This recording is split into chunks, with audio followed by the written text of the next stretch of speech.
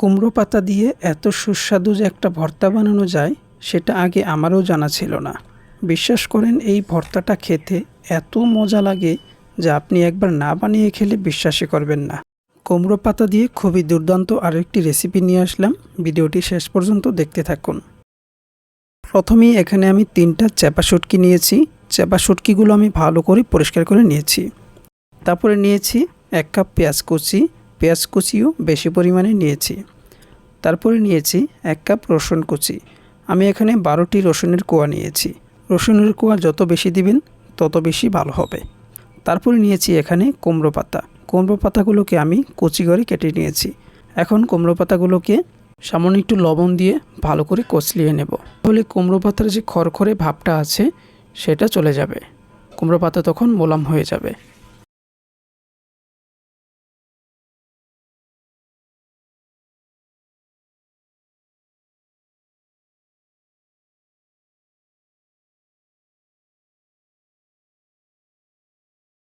তো এই দেখুন কুমড়া পাতা থেকে অনেকটা পানি বের হয়েছে।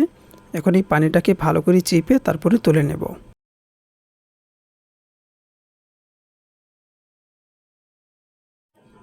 এখন একটা মশলা বানিয়ে নেব।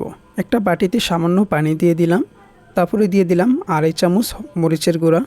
আমি এখানে মরিচের গুঁড়া একটু বেশি পরিমাণে দিয়েছি কারণ আমার মরিচের গুঁড়া ঝাল নেই। তারপরে দিলাম 1.5 চামচ হলুদের গুঁড়া, 1.5 চামচ ধনিয়া গুঁড়া আর লবণ দিলাম 1 চামচ।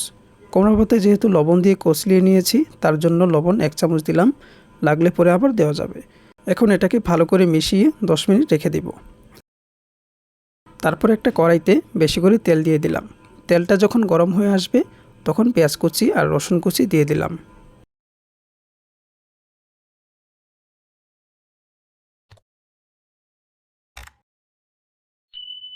তারপর 3টা চেপা দিয়ে দিলাম। চাপা দেওয়ার পর এটাকে আমি 2 থেকে 3 মিনিটের মতো ভেজে নেব। ভাজা হয়ে গেলে বানিয়ে রাখা মশলাটা দিয়ে দেব। মশলাটা দেওয়ার পর 5 মিনিটের মতো আমি কষিয়ে নেব।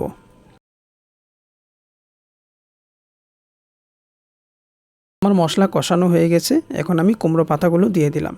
কুমড়ো পাতা দেওয়ার পর চুলার আঁচটাকে মিডিয়ামে রেখে 10 মিনিটের মতো রান্না করে নেব, তাহলেই হয়ে যাবে।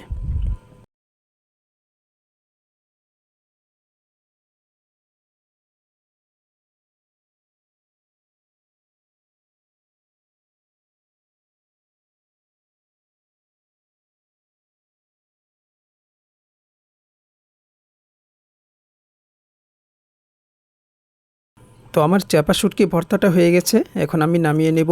বিশ্বাস করেন এটা যদি আপনি গরম ভাতের সাথে একবার খেয়ে দেখেন, মাছ মাংসের কথা তো আপনি ভুলেই যাবেন। তো বন্ধুরা, ভিডিওটি কেমন লাগলো অবশ্যই কমেন্ট করে জানাবেন। যদি ভালো লাগে তাহলে আমার এই চ্যানেলটিকে সাবস্ক্রাইব করে দিয়েন। সবাই ভালো থাকবেন, সুস্থ থাকবেন।